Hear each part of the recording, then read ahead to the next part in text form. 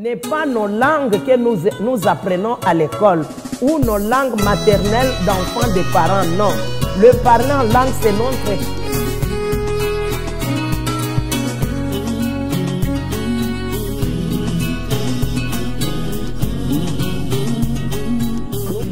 Notre Père Céleste, au nom de Jésus-Christ, pour vous avoir nombreux de nous suivre. Étant donné pour cette deuxième saison, nous avons 4 versets qui vont nous conduire dans ces chapitres, afin que nous comprenions pourquoi nous prions beaucoup en langue.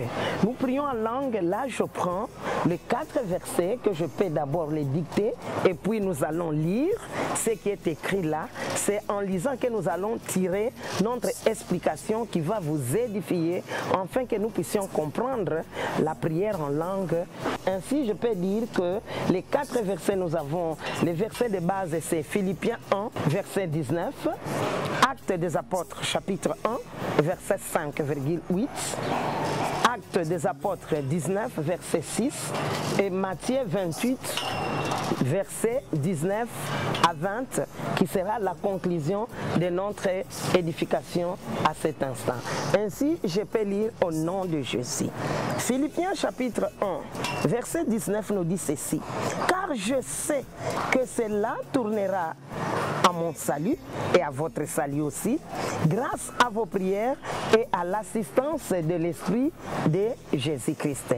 Là, vous allez souligner, si c'est ta Bible, à l'assistance de l'Esprit de Jésus-Christ. Merci Seigneur. Nous partons directement pour lire Actes des Apôtres, chapitre 1, verset 5,8. Je lis au nom de Jésus. Car Jean a baptisé d'eau, mais vous, dans peu de jours, vous serez baptisés du Saint-Esprit. Et si c'est ta Bible, soulignons aussi que vous serez baptisés du Saint-Esprit. Verset 8 nous dit ceci. Mais vous, vous recevez une puissance, le Saint-Esprit survenant sur vous, sur moi, sur toi, et vous serez mes témoins à Jérusalem, dans toute la Judée, dans la Samarie et jusqu'aux extrémités de la terre. Là, vous allez souligner être témoin. Après avoir vécu ou recevoir le Saint-Esprit de Jésus, nous serons tous des témoins jusqu'aux extrémités de la terre. Et là, nous allons lire Actes des Apôtres, chapitre 19, verset 6, qui dit ceci. Lorsque Paul leur imposait le main, le Saint-Esprit vint sur eux et ils parlaient en langue et prophétisaient. Là, vous allez souligner parler en langue et prophétiser. Donc, l'esprit des prophètes, c'est le Saint-Esprit qui demeure en toi et en moi. Ainsi, nous partons maintenant sur Matthieu 28, verset 19 à 20. Là, nous allons lire. Allez, faites de toutes les nations les disciples, le baptisant au nom du Père, du Fils et du Saint-Esprit. Là, soulignons aussi le mot Saint-Esprit. 20. Et enseignez-leur à observer tout ce que je vous ai prescrit. Et voici, je suis avec vous tous les jours jusqu'à la fin du monde. Voici la parole de Dieu tirée pour notre exhortation sur le parler en langue.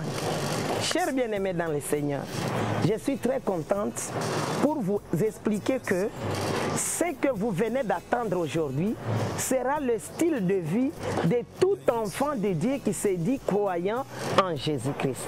Qu'est-ce que Philippiens 1, verset 19 nous confirme? Car je sais, ça c'est Paul qui avait dit, je sais que cela tournera à votre salut. Quand tu as le salut en Jésus-Christ, tu ne peux pas négliger le Saint-Esprit. Parce que notre salut en Jésus-Christ ne s'est pas limité seulement de la naissance de Jésus, de la mort de Jésus-Christ. C'est dans l'accomplissement de sa résurrection par le Saint-Esprit qu'aujourd'hui notre salut est devenu parfait. Parce que si Christ n'était pas ressuscité, et qui a ressuscité Jésus-Christ d'entre les morts? C'est le Saint-Esprit. Saint-Esprit. C'est pourquoi vous allez vous souvenir, dans la première saison, j'avais parlé du verset de Romains 8, verset 11 qui dit ceci: si l'Esprit de celui qui a ressuscité Jésus-Christ d'entre les morts habite en vous, Saint-Esprit donnera la vie dans vos membres de corps mortels. C'est pour dire que Jésus-Christ, il a été ressuscité par Dieu le Père au moyen du Saint-Esprit. C'est pourquoi aujourd'hui, si toi, tu ne collabores pas avec le Saint-Esprit, comment la situation tournera à ton faveur? Comment le salut sera assis en toi? Parce que c'est le Saint-Esprit qui nous capacite pour que nous restons dans le salut en Jésus-Christ. Et si nous partons maintenant dans le livre de Jean chapitre, si nous partons dans le livre, comme je viens de lire, de Actes des Apôtres chapitre 1 verset 5 à 8, là où j'avais dit de souligner que vous serez baptisés du Saint-Esprit. Jean a baptisé dans l'eau. C'est là aujourd'hui, beaucoup de nos églises, là où vous vous retrouvez, on se limite à vous dire seulement quand vous êtes baptisé dans l'eau par immersion, vous êtes sauvé. Oui, vous êtes sauvé bien sûr. Ça c'est être identifié, mourir avec Jésus, ensevelir avec Jésus, ressusciter avec Jésus. Le salut, nous obtenons par le moyen de confession de ta propre bouche, en accord avec Romains chapitre 10 verset 9.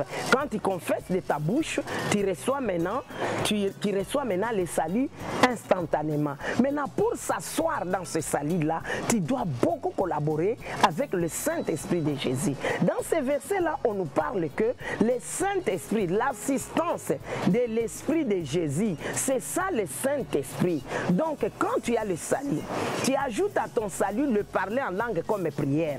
Je vous assure, chers bien-aimés dans le Seigneur, vous allez vivre réellement la vie chrétienne sur la terre avec les miracles qui vont t'accompagner tout le temps. C'est pourquoi ne vous limitez pas seulement d'être baptisé dans l'eau. Il faut être baptisé par le Saint-Esprit parce que la Bible le souligne. C'est en étant baptisant dans le Saint-Esprit, verset 8, que tu seras témoin de Jésus-Christ. On dit vous serez mes témoins jusqu'aux extrémités de la terre, en commençant par la Samarie, en Jérusalem, partout. Là, ce sont des villes à l'époque de Jésus. Mais aujourd'hui, quand tu es baptisé du Saint-Esprit, tu commences beaucoup à prier en langue. Tu seras témoin de quoi?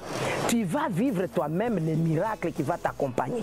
Tu seras témoin dans ta maison, tu seras témoin dans ton église, tu seras témoin dans tout ce que tu es en train de faire sur la terre. Parce que tu vas vivre le miracle. Et le miracle là va t'accompagner que toutes les situations que tu vois que le monde ordinaire voit ça difficile selon la réalité, mais toi, comme c'est l'Esprit Saint qui demeure en toi, l'Esprit des prophètes, on a parlé même dans Actes des Apôtres 19 verset 6, on dit quand Paul avait imposé les mains, ils ont commencé à parler en langue, ils ont commencé à prophétiser. Moi je peux vous dire que oui, nous tous, nous avons l'Esprit des prophètes en nous, comme Apocalypse chapitre 22 verset 6 parle. Elle dit que l'Esprit des prophètes conduira ses serviteurs à connaître et à comprendre la révélation de la parole écrite. C'est-à-dire, si vous ne priez pas beaucoup en langue, comment tu vas expérimenter l'esprit des prophètes qui est en toi? C'est par là que tu vois beaucoup de chrétiens, ils croient en Jésus-Christ, il a l'esprit des prophètes en lui, qui est le Saint-Esprit, il cherche encore des prophètes par-ci, par-là. Il part dans des montagnes, il part chercher qu'on puisse voir pour toi. C'est-à-dire, le parler en langue. Première chose, comme je vous avais dit, c'est croire en Jésus-Christ et avoir soif. C'est pourquoi je vous exhorte, chers bien-aimés dans le Seigneur, ne vous limitez pas seulement à être spectateur dans l'église. Après être baptisé, tu restes là pour dire que non, je suis enfant de Dieu. Non, non. Tu dois vivre la vie de Christ en collaborant avec son esprit. Parce que lui-même nous a laissé le Saint-Esprit. C'est pourquoi apôtre Paul a insisté pour dire, je sais que cela tournera à votre salut par l'assistance de l'Esprit de Jésus. Donc l'Esprit de Jésus, quand tu confesses Jésus-Christ, il demeure en toi éternellement. Et c'est par lui que Matthieu chapitre 28 verset 19 et 20 dit que vous serez mes témoins. Il va vous enseigner dans toutes choses et il sera avec vous jusqu'au retour de Jésus-Christ. Donc le Saint-Esprit demeure en nous jusqu'au retour de Jésus-Christ. Jusqu'au jusqu'au jour de l'avènement, tu dois prier en langue. Le matin, tu pries en langue. Les soirs, tu pries en langue. Tout le temps qui est disponible, tu dois prier en langue. Tu dois parler en langue pour que cela tourne à ton salut. Parce que le miracle appartient à ceux qui prient en langue. Comme je vous avais parlé en accord avec Marc chapitre 16, verset 17,c. Le miracle accompagnera ceux qui croient en son nom. Il chasse les démons des doutes. Et le premier miracle, c'est le parler en langue. Chers bien-aimés dans le Seigneur, ne restez pas comme des pharisiens. Ne restez pas comme les athées. Croyez réellement que l'esprit des prophètes, l'esprit de Jésus demeure en nous, qui est le Saint-Esprit. Et le signe extérieur, c'est le parler en langue. Donc, je vous invite tous de suivre la deuxième saison en méditant avec moi les 4 versets que je viens de vous les donner pour que vous puissiez être les témoins de Christ par la manifestation. Parce que moi-même, fais à qui vous parle, je suis témoin de la démonstration de la puissance du Saint-Esprit en priant en langue. Comment j'ai été guéri du cancer? Parce que je crie en Jésus, qui est le vrai docteur par excellence, qui guérit les maladies incurables. Je prie en esprit, le Saint-Esprit qui demeure en moi a pris le contrôle dans mon cœur jusqu'à déraciner cette bête. Et aujourd'hui, je suis devenu témoin vivant de dire que oui, le parler en langue, c'est parler à Dieu. Et le bénéfice du parler en langue, c'est être guéri, parce que même le verset du 7 et 18 de ce Marc chapitre 16 parle que vous saisirez les serpents. Le breuvage mortel ne peut pas vous détruire.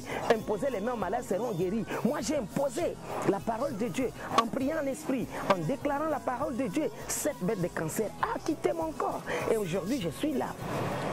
Pas seulement ça, j'ai été délivré de la nudité, j'ai été délivré de la faim, j'ai été délivré de la manque. Pourquoi? Parce que j'ai collaboré par l'assistance de l'Esprit de Jésus-Christ.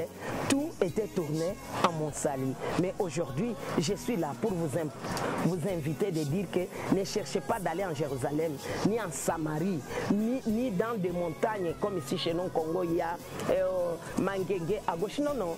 Tu es le Saint-Esprit demeure déjà en toi. Le Saint-Esprit habite au-dedans de toi. Toi, ouvre seulement ta bouche. Parle à ton Père.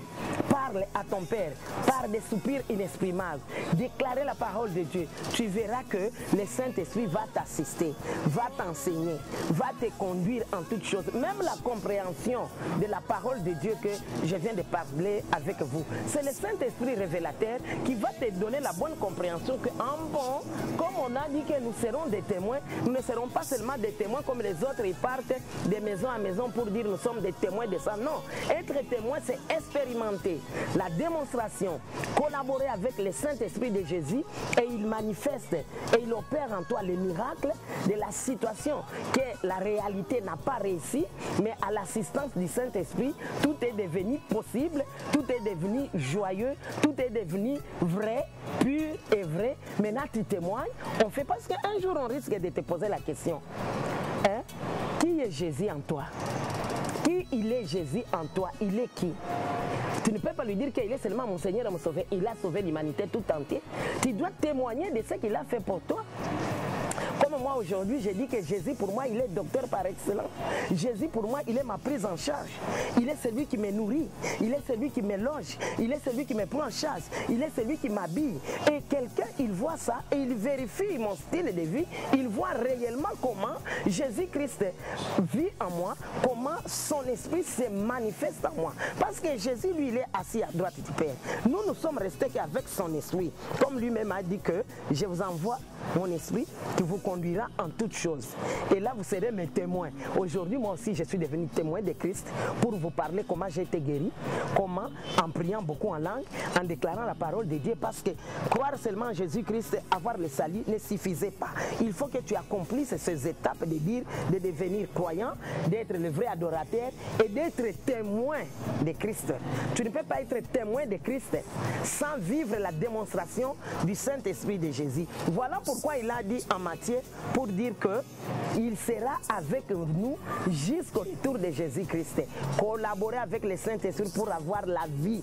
Priez beaucoup en langue pour avoir la vie, afin que l'Esprit de Christ demeure à vous éternellement jusqu'au jour de son avènement. Et c'est là que tu vas vivre les miracles chaque jour, chaque mois, chaque année, chaque époque, car cela tournera à ton salut. C'est pourquoi je vous invite, chers bien-aimés, de suivre notre deuxième saison sur notre chaîne YouTube de la mission Salut et Gloire. Le vendredi, c'est notre école de guérison et de santé où on nous enseigne comment nous prendre en charge. Le dimanche, nous avons nos deux cultes et le mercredi, nous avons l'intercession de parler en langue pendant 3 heures, afin que nous vivons le miracle qui accompagne ceux qui croient en Jésus-Christ. Parce que le miracle en Jésus-Christ est réel, est vrai. Merci. Soyez bénis, chers bien-aimés dans le Seigneur. Likez, commentez et posez vos questions. Et surtout lire avec les 4 versets que je vous ai donnés et prier en langue.